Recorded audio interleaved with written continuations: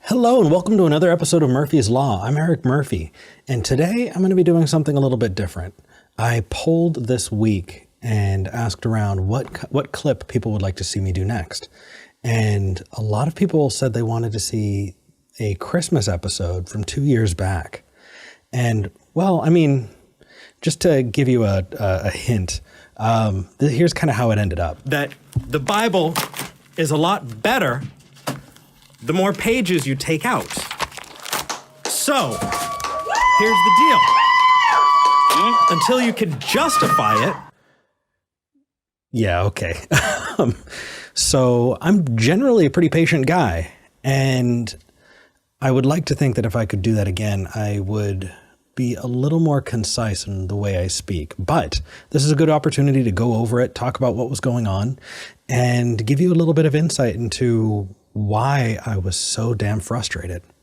So this was a very, very long call. And if you want to watch the entire thing, I put the link to the episode down in the comments or down in the description for this video. That said, it was Rob from Long Island. If you're a longtime listener to Talk Heathen, you'll remember Rob. If not, he's called in before to say that the pyramids were the original site of the Garden of Eden and a whole bunch of other weird stuff. And this time, he was equivocating. So the entire first half of the call, he was working with Jamie was trying to pin him down because he kept saying all religions were true. And Jamie kept trying to pin him down on it. And the guy was just evading like crazy. It just wasn't stopping.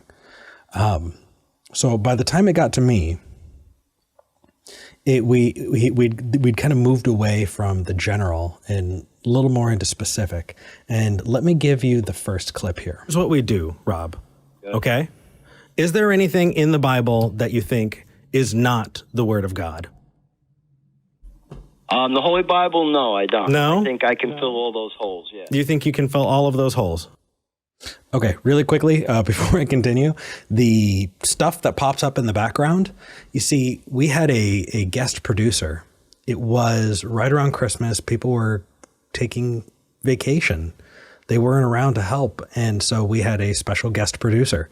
And he said, yeah, I'd be absolutely happy to do the episode if you let me mess around a little bit. And so he was posting pictures and things in the background, and you're going to see that throughout the video. It was our producer having fun that day. And so you'll see a Hitchens quote pop up behind me and a couple of other weird, funky things going. He was censoring random things on the screen. So didn't happen in post. It happened during the show. And so it's all obviously being left in. But that said, let me go on to give the rest of that. So if I point to the book of Leviticus and I talk about all of the heinous things that you're supposed to do to people because they don't follow the right rules, do you think those are still in effect? Okay. So this is one place that if I have the opportunity, and it had been dragging for a while, so I had the opportunity to bring something up that I think was going to give him pause, partially because earlier on in the conversation, he had demonstrated that he was waffling all over the place and not saying whether or not one thing is true or another thing was true and just kind of evading. And so I wanted to pin him down. I wanted to pin him down in a place that could potentially make him uncomfortable. And so I chose that. I chose the Levitical laws. And we're going to get a little more in depth today about them. But first, I kind of want to track the call a little bit more. So he had started to evade, and I eventually pinned him down a little bit more. Yes, I believe them. They were the mitzvahs because God was creating miracles for them. They had to perform physical mitzvahs for him to keep creating. So stoning your daughter with rocks is a mitzvah? Yeah. So obviously a mitzvah is a commandment from God. So a bar mitzvah is a rite of passage. The mitzvah, he got that right. They're the commandments from God. Other people call them the Mosaic Laws. And he started to go into a really weird direction from here. And I think before I do that, I want to tell you just a little bit about what these are, where they come from, especially for people who didn't go to church. Here's the deal. We start off with Moses leading people through the desert after the Exodus. And Moses winds up going up Mount Ararat and receiving the 10 Commandments written by God on stone tablets. He brings down from the top very, very dramatically. And eventually, when he gets down, people have other questions. I mean, these are 10 rules. How are you going to rule an entire people with 10 laws, right? 10 commandments, half of which are thought crimes.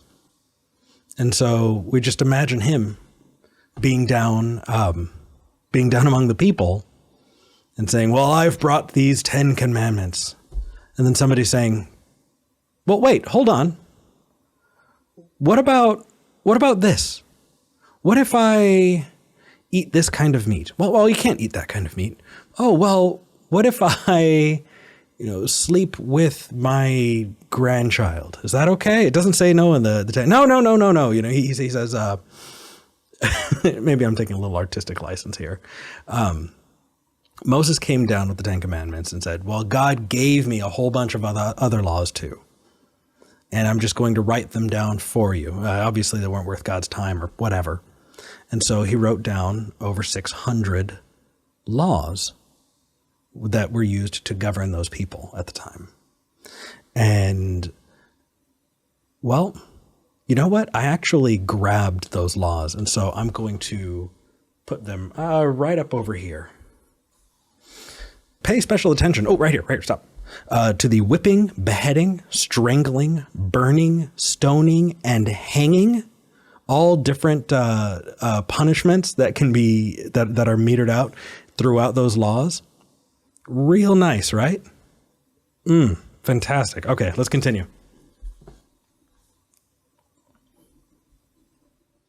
I know it's a lot. And we're done.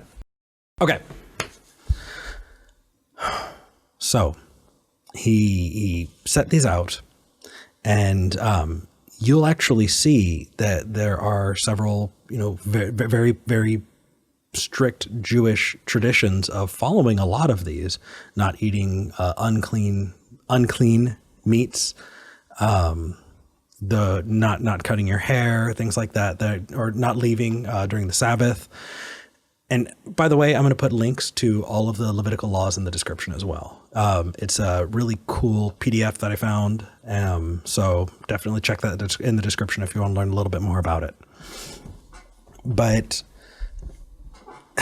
the idea, that there would be something that would be so heinous, that you would stone your own children to death with rocks was absolutely ridiculous. And our caller had more to say about it.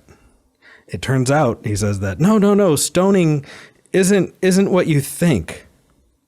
Now, the stoning they're talking about is literally taking a kid out into the street and yelling at him, telling him he's a bad kid, and ignoring him. There's two different kinds of mentality here: the physical and the. I wish that bullshit was true, Rob, but it's not, and people still get stoned to death today. That's absolutely true. Stoning to death is something that several saints actually were subjected to. I believe it was Stephen who was stoned to death. Tell him that. That's ridiculous. No, stoning is something that still happens. You bury somebody up to their chest or even their neck, and then you throw rocks at them. Actually, and it's not even just Christian. If you look at Islamic laws, they even tell you what kind of rocks to use. It can't be so big that it kills them right away in 2 or 3 hits. No. You have to be small enough that you can just pummel their head with rocks, and it takes a while for them to die painfully and slowly. It's truly a horrendous way to go. And I wish that what Rob was talking about was the case, but even he had to admit that that's a thing that happens today. So moving on, he said, well, give me a specific example that I can refute, because He was absolutely sure that the laws set out by God were just. And so I gave him this example. A man lies with a male as he lies with a woman. Both of them have committed an abomination. They shall surely be put to death. Their blood shall be upon them. I think that's clear enough, right? And here's the problem with clipping this, is I just wanted to play the whole thing. I'll get a copyright strike for that. If you want to watch this, please definitely go in and check, because the response was, well, he was thinking I must be taking this out of context. What was beforehand? What was after? And it was just more damning stuff. You know, as you go down this page, you're seeing just these horrible rules. And eventually it came to the point where, well, let me just show you. Do we follow that right now in 2018? Yes or no? No, we don't. Okay, so here's what we're going to do. Why not? Right? Why should we not follow the word of God? Okay. I want you to listen, because you're going to hear it before the others do, right? We take it when it's not good and we throw it away. I remember looking up at the live studio audience and people were just shocked. And what's interesting is I got more hate mail from that than probably anything else I've done. I remember I went to a speaking engagement and I was told, hey, Eric, we looked you up and we saw you ripping up a Bible and we think you might be too hardcore, too aggressive of an atheist to go to our event. And I had to prove to them to their satisfaction that wasn't the case. And what I told them is exactly what I'm going to tell you. And that is that the Christian mythology asserts that Jesus, when Jesus died in the story, Jesus in dying atones for the sins of man. And somehow, for some reason, that just means that you don't have to pay attention to any of the old laws anymore, which is ridiculous. We even pointed out in the conversation, he said, no, Jesus washed away those laws. And no, that's not the case, actually. Jesus, even in the Bible, even accepting the entire narrative and just going within the Bible itself, Jesus says, I've not come to change the law, not a jot nor a tittle. I've come to fulfill it. Right? A police officer fulfilling the law doesn't write one ticket and then all of a sudden, there are no more speeding tickets ever given out. Mother of God. No, you're just meting out justice. You're following it. That being said, you know, if they want to argue about their own mythology, that's what's interesting about it, is where do you stop? You know, as an atheist, right? As someone talking to them, where do you stop on meeting them in their Bible, right? The conversation of, well, you haven't read it. Well, I've read it.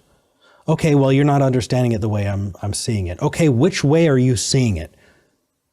And I'm trying, you know, and we try. And in this example, we followed him down that path. And even then we weren't getting there. And at that point, I was so frustrated. It had been over a half hour of this, that what I wanted to say was just like the example of the Jefferson Bible, right? With a whole bunch of extra crap cut out. If there are specifically things in the Bible that are cut out that you don't use anymore, don't leave them in for other people to misinterpret them. If that's the case, cut it out. And the interesting thing is when you remove terrible commandments to stone people to death. And what did I have? Whipping, beheading, strangling, burning, stoning, and hanging as the prescribed methods of freaking murdering people. Yeah. When you remove those from the Bible gets a little bit more moral each time. And in my frustration, here's what came out instead. That the Bible is a lot better the more pages you take out. So, here's the deal. Until you can justify it. And I went on from there. You need to justify that behavior. You need to justify why you should be following those before setting those out as things to be emulated. Or, I mean, it's just ridiculous. You know, at that point, now it's a job of backtracking and pretzeling over. It's frustrating. And the interesting thing is people in the comments and especially in the poll this week were saying, you know, that this was a favorite of theirs. And while it made for an exciting show, we actually eventually afterward had an entire Bible's worth of pages crumpled up on the floor. And so we had a paper ball fight and a Bible fight. What do we got in here?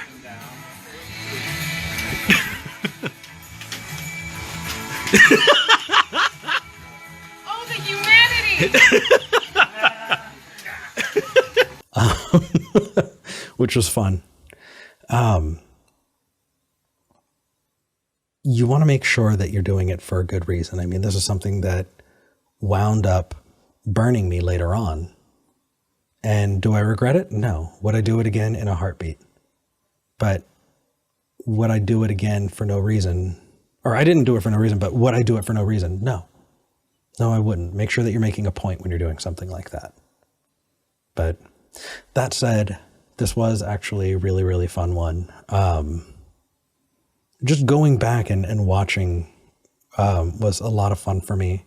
And because I'm not splitting the time, I got to go in and actually do some of these visual things that you're seeing, the video and all of that. And I really, really enjoyed it.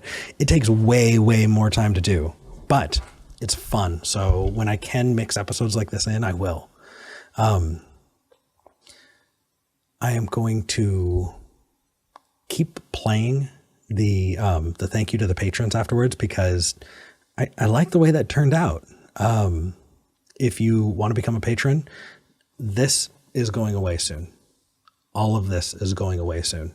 And I'm starting from scratch. So if you want to help, consider becoming a patron, because I really need it right now. It's all bare walls and things like that. But it'll be going directly into building my own studio space so I can continue to give you high quality content. That said, thank you for joining. I'll see you next time.